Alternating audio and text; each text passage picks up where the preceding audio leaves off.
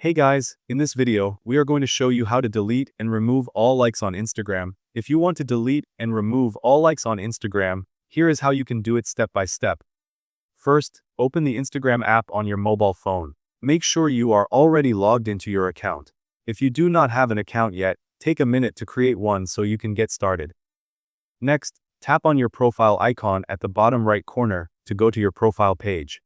Then, look at the top right corner and tap on the three horizontal lines to open the menu.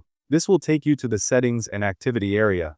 From here, select the Your Activity option. This section allows you to manage everything you have done on Instagram, including posts, comments, and likes. Now, tap on the Likes option. You will see a list of all the posts and reels that you have liked over time. To remove a like, simply select any post or reel and tap on the red heart icon. This will immediately remove your like from that content.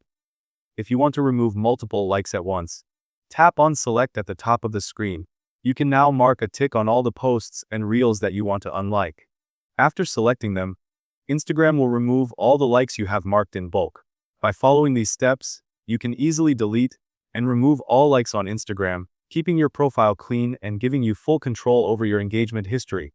Thank you guys so much for watching. I hope you got some value. See you in the next one.